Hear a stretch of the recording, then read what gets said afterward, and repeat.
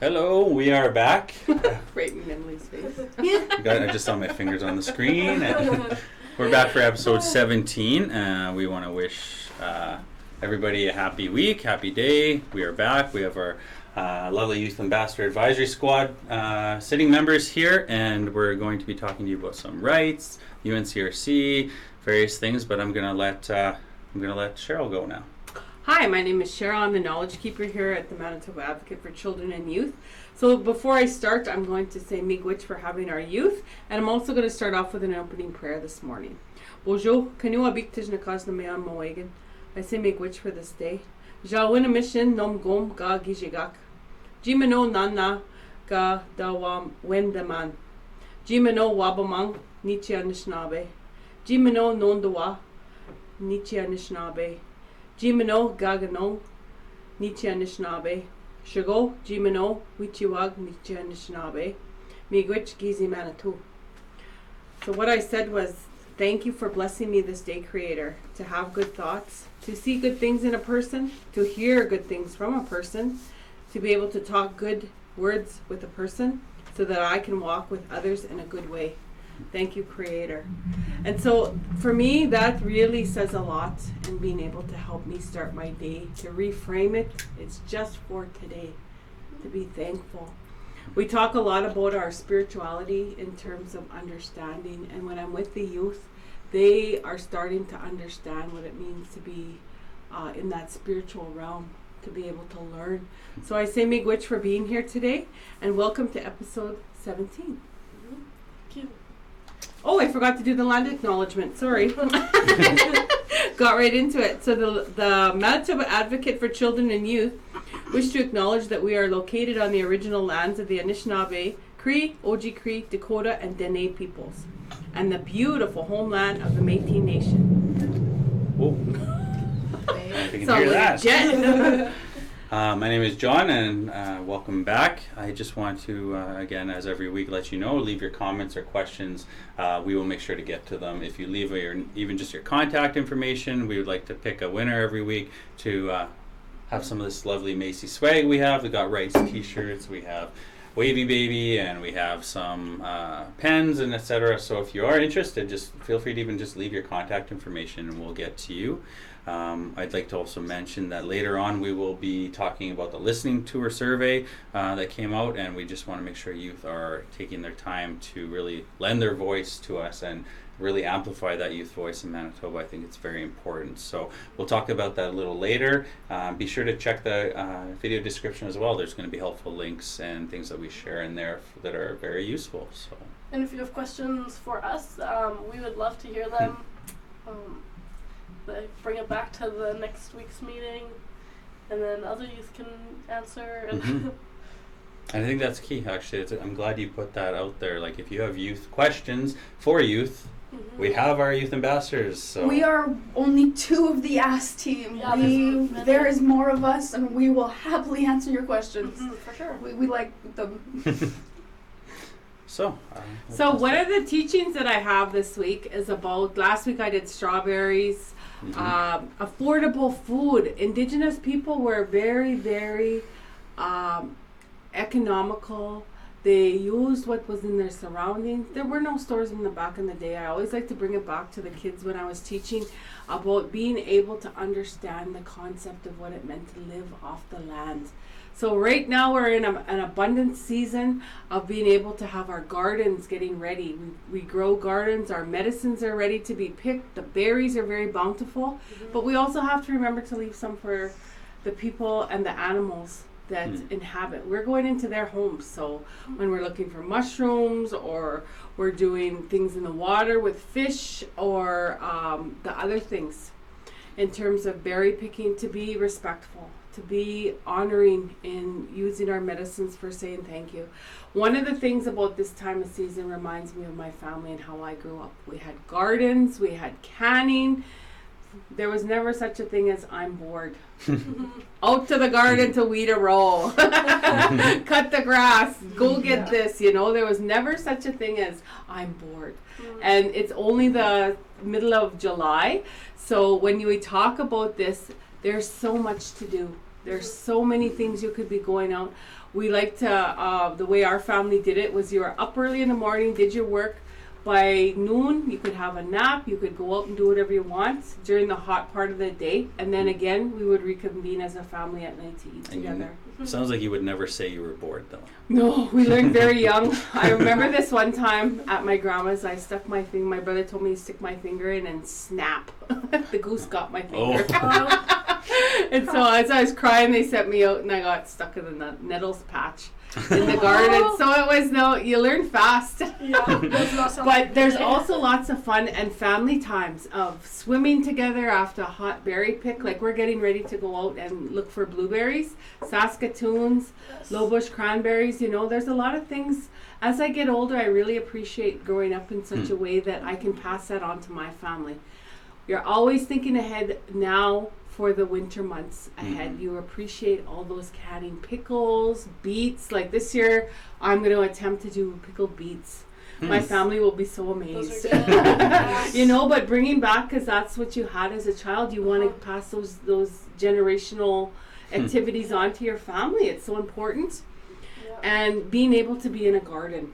My garden, I have tobacco growing. That's probably the last thing. Some of those storms, first to go was my lavender plants. Second to go was my strawberries drowned. They came up in the containers they were in, and it was terrible. I was like, well, we won't get strawberries that way this year. We'll buy them. So, and now my tobacco plants are very hardy. Like they look like weeds. It's pretty hard to get rid of a tobacco plant. And they're everywhere. You don't see them. Oh yeah. Yeah, in my yard I have a few, and I container pot them. I have sage. I have tobacco. So yeah, I haven't transplanted any sweetgrass this year. I bought a sage plant to grow in my garden, but I feel like it doesn't do the same as when we get it from we go out to Sandylands to pick. And I got some last week, I believe, and it's just not the same. It's not the same. The leaves are so different. I've noticed that there are a lot of people who've taken up gardening during COVID, and I think it's hilarious. But I am thoroughly impressed. My roommates, they have fully committed to gardening.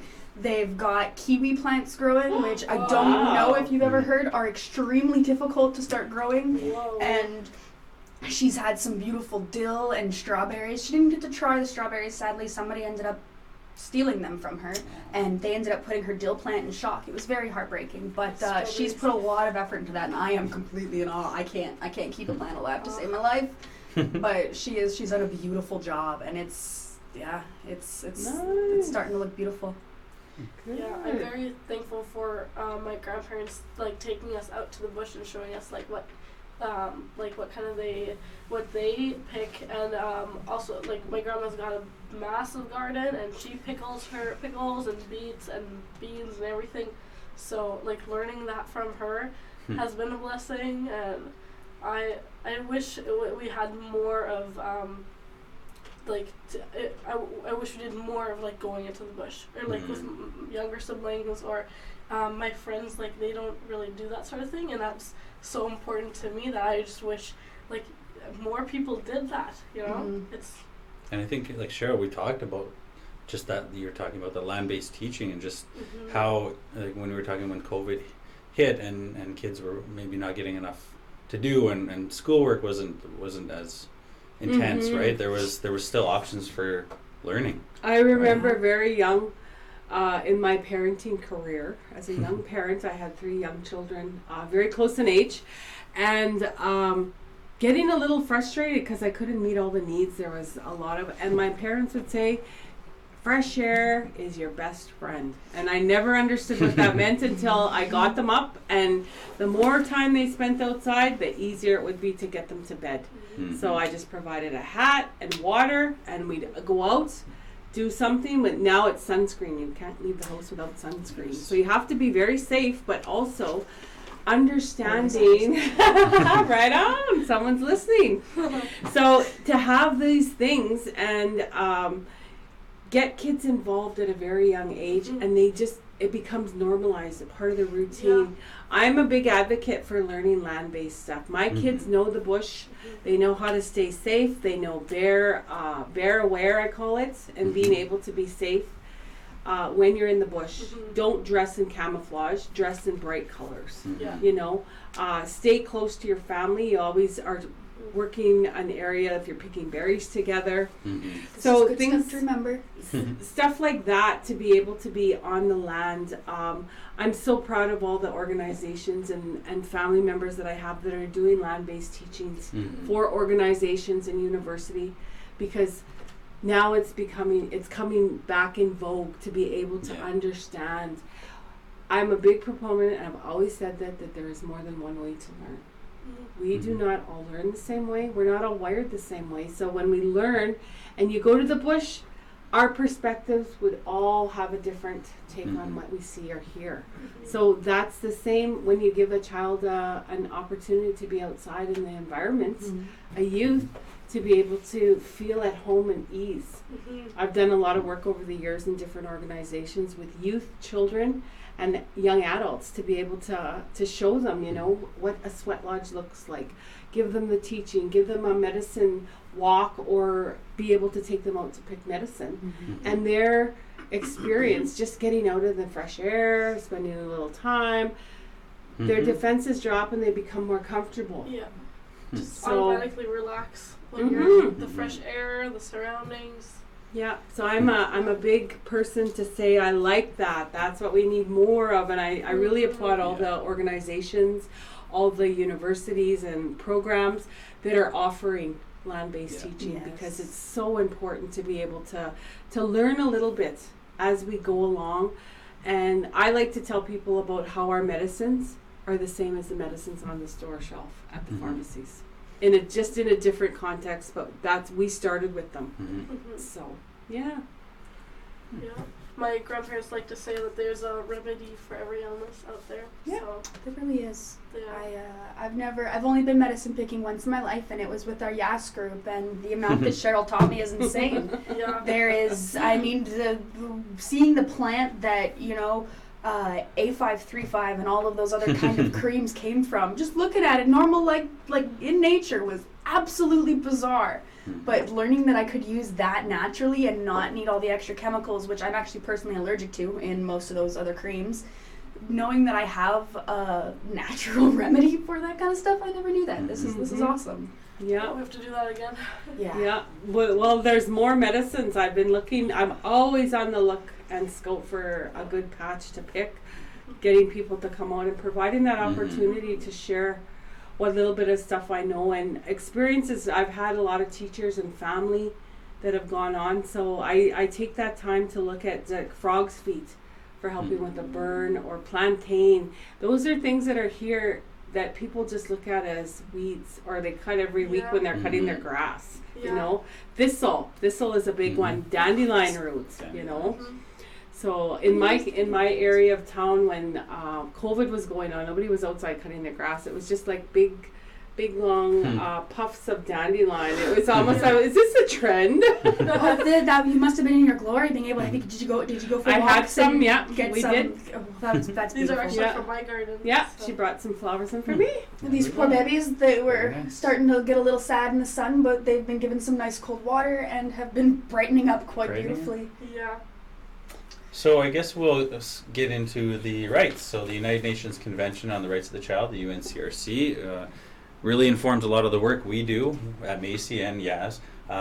So there are 42 articles or rights, and they're, again, I'd say every week they're equally important. Not one is more important than the other. They're all legal, and they should be met for all youth. We don't have a choice. As adults, this is our responsibility to make sure these rights are being met. So this week, we're going to be covering right number 24, Article 24, the right to quality health care, a safe environment, clean water, and nutritious food at an affordable price. So before we get into talking about it, we do have one of our YAAS members video to show that she made and speaking to this right. So we're going to go into that right now. Yay! Hi, my name's Emily, and I chose to talk to you about Article 24, which is youth have the right to quality health care, a safe environment, clean water, and nutritious food at an affordable price. Now, I originally drew up a draft of everything I wanted to talk about here, which included all topics. But I decided that I'm going to zero in on quality healthcare before I run out of breath. Youth should feel safe enough to go to the hospital when they need it, whether it be for an injury or self-harm or even just mental health issues. If they need help from a hospital, youth should feel safe enough to go. And while you may say that, hospitals are a safe place, they're not always. On September 4th, I spent 8 hours in a hospital for simple asthma complications because I waited 3 days to go. And I waited until I was down to 30% lung function before I was willing to go to the hospital because I am scared of how I will be treated there for scars that I still have visible and for everything visible in my record.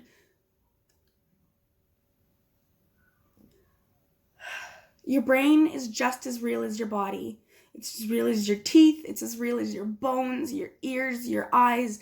It's everything. And if you need help with it, you should be allowed to get help. Whether we need to make sure that follow-up plans are put in place when incidents happen, or prevention things of talking to youth and providing more resources that they need when it comes to health or mental health issues.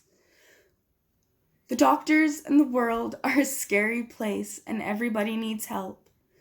All I'm asking here right now is we figure out how to make the healthcare system safer for our youth in care, whether they're dealing with mental health issues or physical health issues.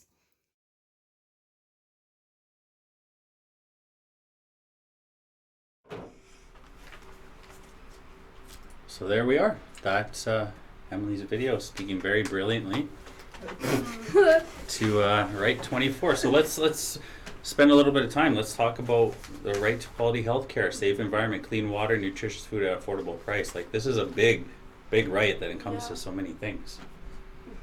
So what comes to mind when you guys see that first? Because obviously it's such a big topic. So, what's your first thought?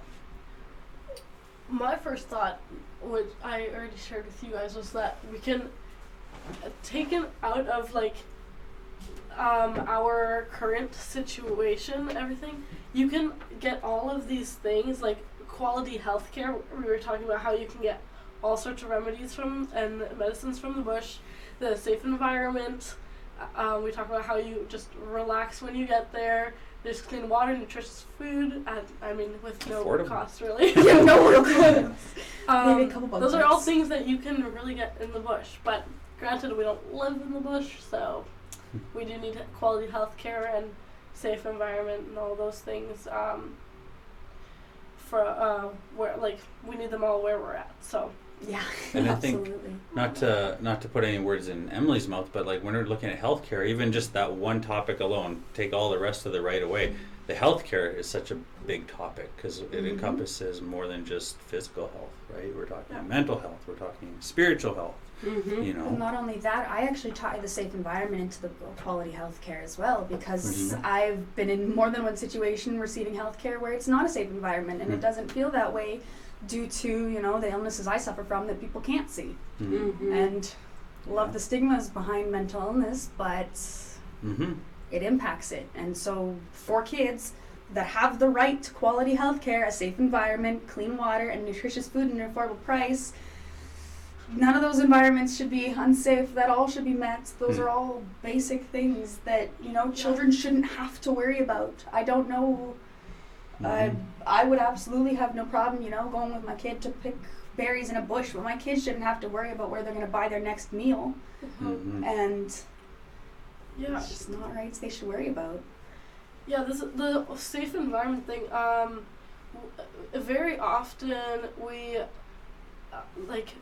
as a kid, you come into situations where you don't feel safe, even if it's at school or at home when there's things happening that make you uncomfortable.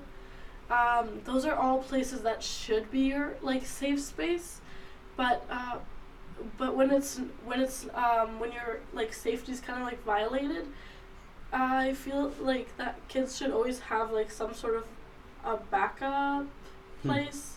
Like, the, regardless if it's your home that's the safe place, you should have a safe place should be, for your school, even if it's like some people find their safe space in a person, but having a safe space is so undervalued that, like, just being able to de-stress in a place where you don't feel like that anyone's like coming in to violate your privacy or whatever.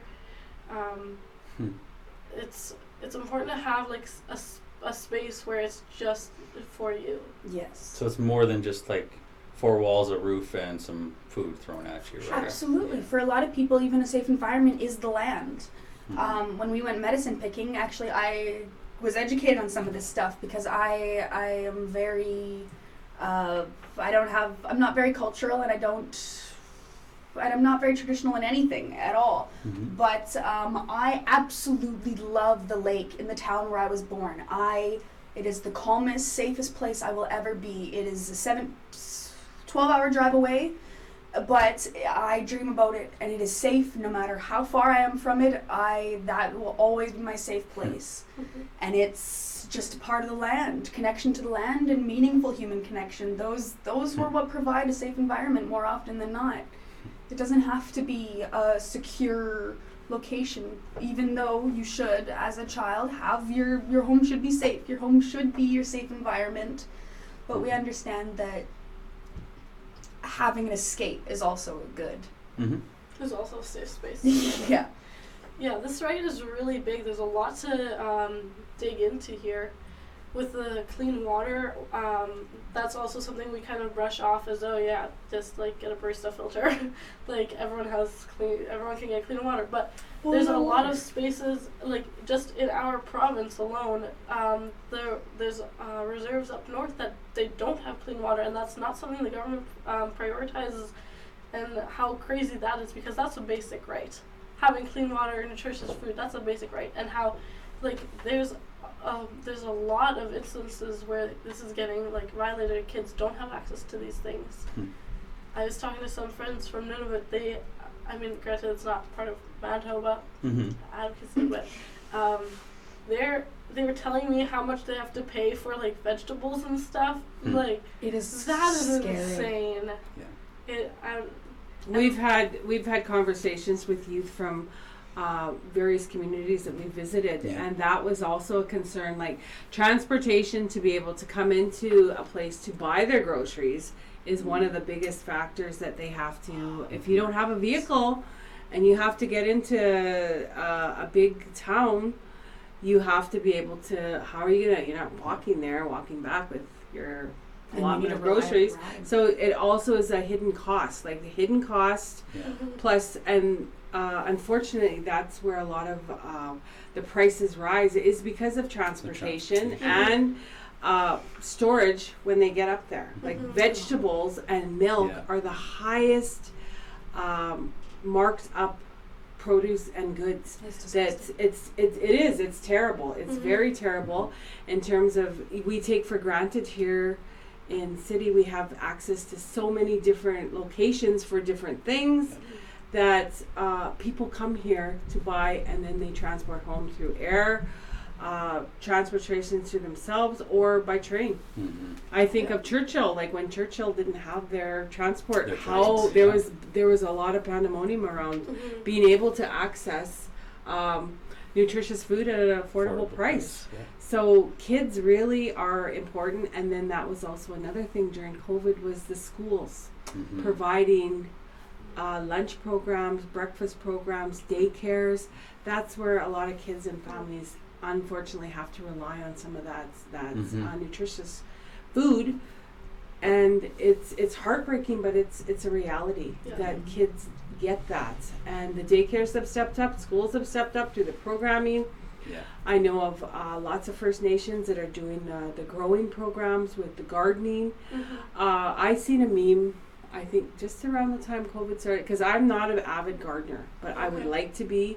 I grew up with gardening in my childhood and youth, and I see the benefits of it. Mm-hmm. Not only is it economical, but it helps to keep my mind busy, and people around me enjoy it as well. Mm-hmm. So the fruits of your labor really are paying off Mm-hmm. to be able to understand why it's important. And I think it should be in part of schools. And there was memes saying that to grow a garden at a young age as a child, that's a skill that you can carry on throughout your entire life. So we know that clean water and nutritious for an affordable price is a right, but what does that look like when it's being violated? Like what can people do when they don't have access to nutritious food at an affordable price?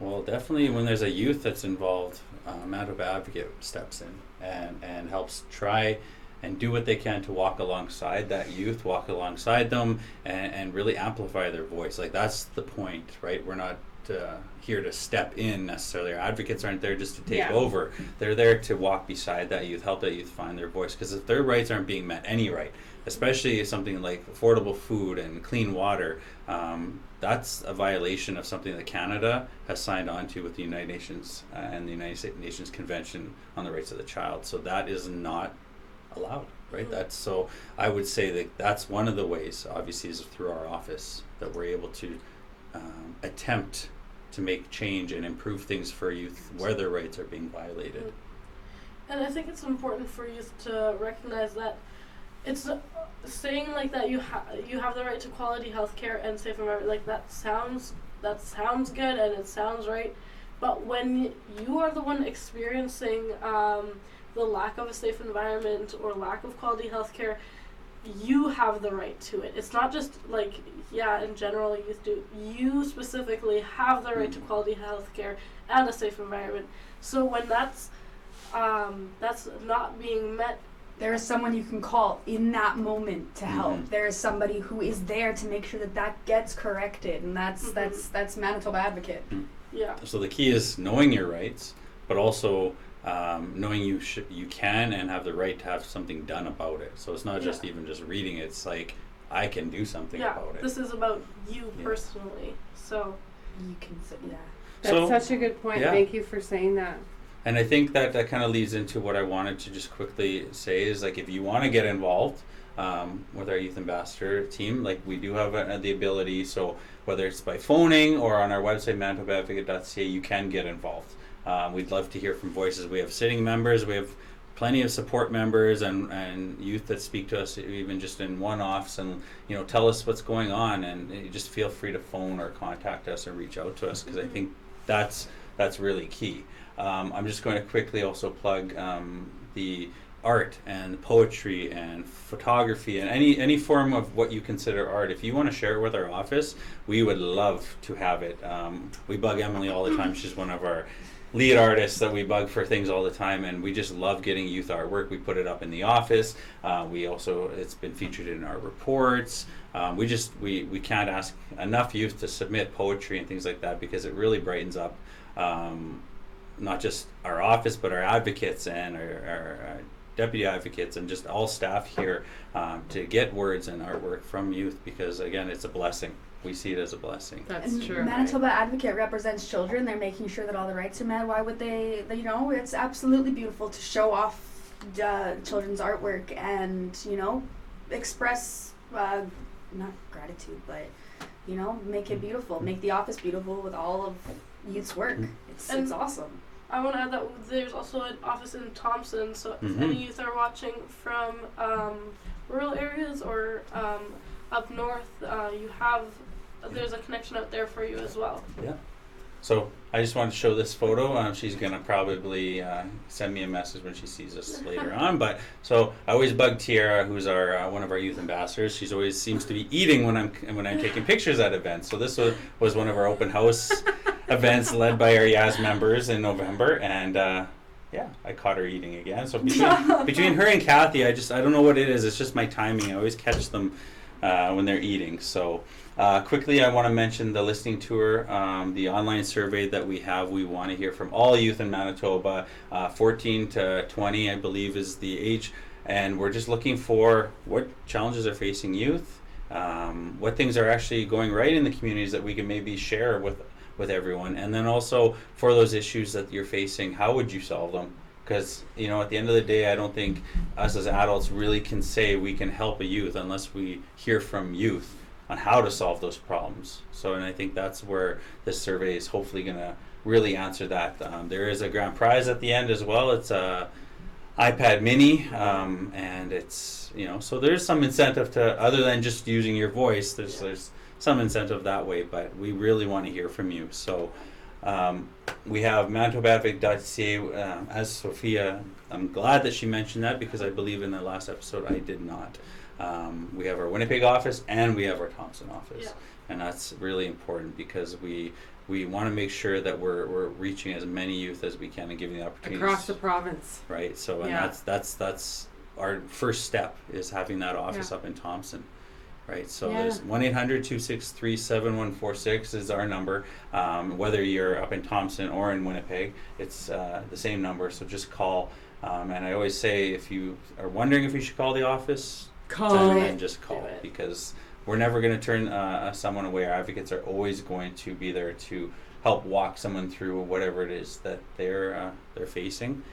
And I just want to share some of these phone numbers and contact information as well, just for your viewing, and I will make sure they're up on the comments section or the video description section, actually. So yeah, I guess that's the main meat and potatoes of our affordable food and price episode here. And I just want to thank Sophia and Emily for joining us again for a second week. Miigwetches. And from me personally, it's really a treat to have you guys, and I envision our future episodes eventually me getting to sit in the back and just kind of hiding away a little bit and letting I'm laying up there with the pillows. Yeah.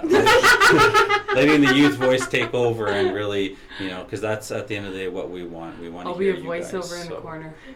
You know, I think it's important to understand these rights, but I think it's so important to have you guys, youth, explaining how these rights apply to you and what you see for them. So yeah, it'd be fun to have an all youth episode. Get some more youth in here, and we can boy, see how our dreams. This is how when you plan and you say and you put your intention out in the universe, it comes true. It doesn't happen today. This is what they call the Creator's time. You know, when you pray and you ask, He decides when we're ready, when that's going to come. And it does come, but it's when He feels that we're coming together and it happens. That's the Creator's time. Yeah, and most of the time what you're thinking, other people are thinking it anyway. So you just got to put it out there. Part of our last episode was like being able to voice your opinion, and usually other people have the same one. So make it happen. Definitely help. You know, not helping you feel you're not alone. That's right. You're never alone. Yeah. That's a nice note to end off on. Yeah. Absolutely. Thank you for joining us for episode 17, and see you later. Thank you. Bye.